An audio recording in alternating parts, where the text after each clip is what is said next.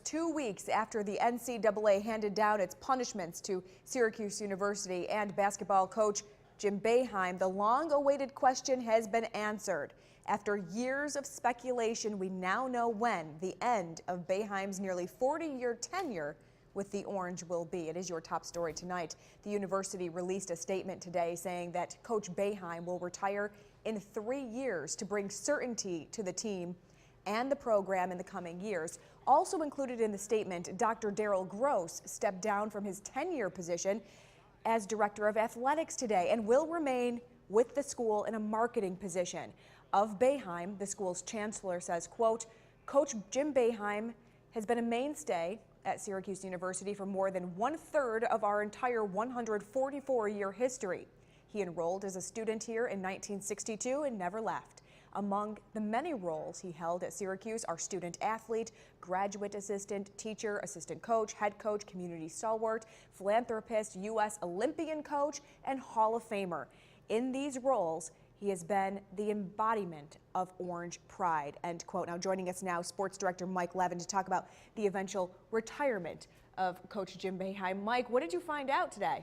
Well, Kristen, I went to an authority in local basketball, New York Mills boys coach Mike Adie, an SU grad who coached under Boeheim many years ago. Adie and the boys from New York Mills gearing up to head to the state final four this weekend, along with the Waterville boys and Cooperstown girls. But it seems that just as high school basketball is coming to an end, the once great legacy of Boeheim and the Orange basketball team nearing his end as well. We wanted to get the reaction from those here on the local sports scene to offer their insight on Boeheim's retirement, what it means to the fans of Syracuse. In addition to Coach Adie, I stopped off at Utica College to speak with Dave Fontaine about fellow AD Daryl Gross stepping aside.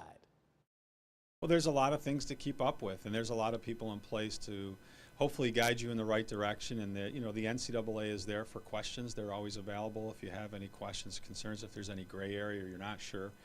And at the end of the day, it falls on the athletic director's desk. No matter what institution you're at, it falls on your desk. Whether you were involved or not involved, you're responsible.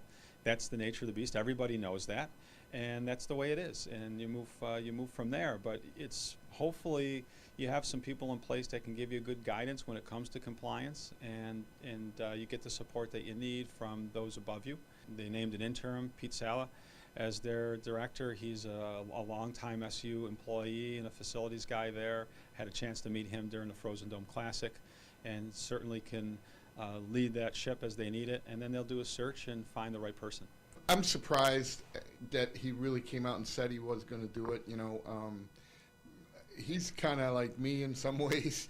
He's been around a long time, and I know it's always on people's minds. And he's made a decision that he wants to make sure that the program has a chance to recover. I think he's really manning up in that respect. He's going to stick around and take the punishment, so to speak, with the program, and then he can recruit kids. Nowadays when you recruit a really great basketball player, I don't think coaches at that level really think they're going to be there for 4 years. So I don't think that's going to be a big deal. As far, I've seen some things on TV today where they said, well, they'll use that against him in recruiting because he won't be there for 4 years. Well, probably neither will the kids that he's recruiting.